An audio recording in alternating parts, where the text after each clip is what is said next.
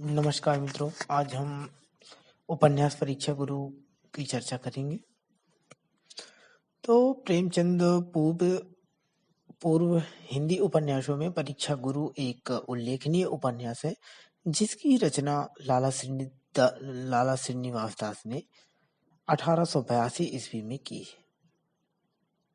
आचार्य रामचंद्र शुक्ल ने इसे हिंदी का पहला उपन्यास माना है। यद्यपि लाला जी ने अपनी इस कृति को उपन्यास नहीं कहा, तथापि इसका ढांचा उपन्यास का ही है।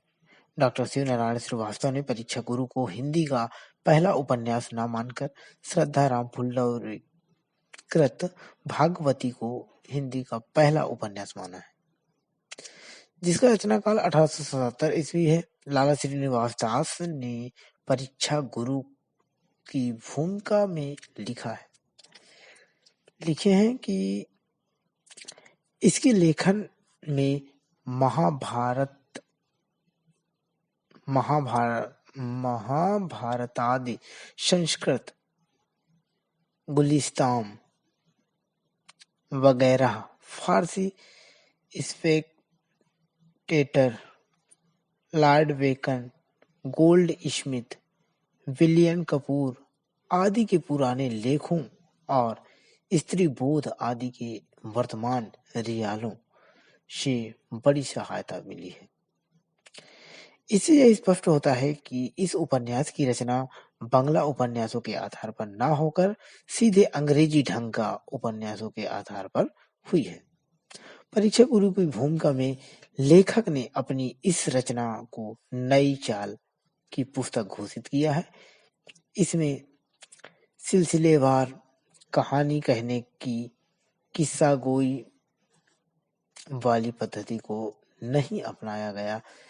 लेखक ने स्वयं इस तथ्य को स्वीकार करते हुए प्रस्तावना में लिखा है, इसमें नाटकीय वर्णन कौशल का अनुसरण करके सिलसिलेवार कथा कथन की भारतीय परिपाटी की परित्याग किया गया है। परीक्षा गुरु की जो कथा वस्तु दिल्ली के एक सेठ पुत्र यानी मदन मोहन की कहानी है, जो पाश्चात्य सभ्यता और भौतिकवादी चकाचौंध से प्रभावित होकर कुसंगति में पड़ गया और अपनी सारी संपत्ति नष्ट कर दी। अंत में उसके एक सज्जन मित्र ब्रज किशोर ने उसे धीरे धीरे सुधारने का प्रयास किया तथा अंत में वह सुधर भी गया। लेखक का मूल दृष्टिकोण उपदेशपरक एवं सुधारवादी है। स्वयं लेखक ने यह घोषित किया कि उसकी यह रचना जो है अनुभव द्वारा उपदेश मिलने की एक संसारी वार्ता है। इस उपन्यास की सबसे बड़ी विशेषता यह है कि इसमें जीवन के क्रियाकलापों एवं व्यापारों को कथा वस्तु का आधार बनाया गया। मदन मोहन के चारित्रिक पतन का यथार्थ वर्णन इस पंक्तियों में देखा जा सकता है। नए मित्रों की संगति में बैठने लगा और नाच रंग की धुन लगी। बेश्याओं से झूठे मूठे हाव भाव देखकर लोटपोट हो गया। बेश्याओं के हाव भाव का वर्णन करने में भी लेखक को पूर्ण सफलता मिली। मैं सदके कुर्बान, मुझे न छोड़ो, खुदा कसम मेरी तरफ तिरछी नजर से न देखो। ये उपन्यास में लेखक का जो उपदेश परक दृष्टिकोण प्रारंभ से ही दिखाई पड़ता है, क्योंकि उपन्यास का प्रारंभ लॉर्ड चेस्टरफील्ड के एक उद्धरण से किया गया है। और इस उपन्यास के जो प्रमुख पात्र हैं, आइए थोड़ा पात्र के बारे में जानते हैं।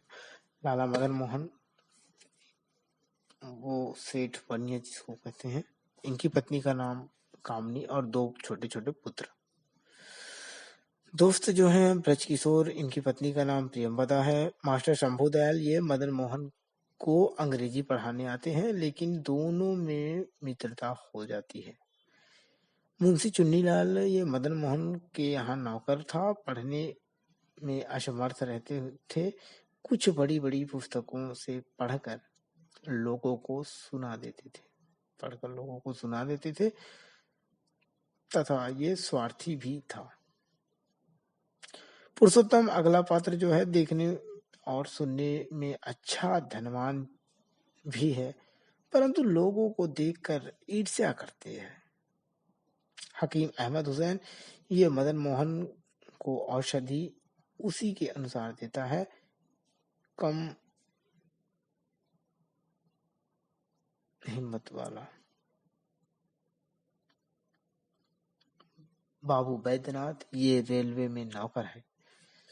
ये सब मित्र चापलूस होते हैं जो मदन मोहन को मुसीबत में डाल देते हैं। उपन्यास में दिल्ली के कारोबारी लाला मदन मोहन के पतन, उसके बाद उभरने का वर्णन है। लाला मदन मोहन एक अच्छे वैश्य परिवार में पैदा होता है। बचपन में उचित शिक्षा और मार्गदर्शन के अभाव में वह गलत संगति में पड़ जाता है और इस कारण से अपनी सारी धन भी खोने का वर्णन है इस उपन्यास में। भारतेंदु युग के लेखकों में लाला श्रीनिवास दास का महत्वपूर्ण स्थान है। उनका लिखा परीक्षा गुरु एक शिक्षापद उपन्यास है। यह वह समय था जब खड़ी बोली को स्थापित करने का प्रयास किया जा रहा था। इस उपन्यास में खड़ी बोली के साथ साथ उन्होंने बोलचाल के शब्दों और मुहावरों का अच्छा प्रयोग किया।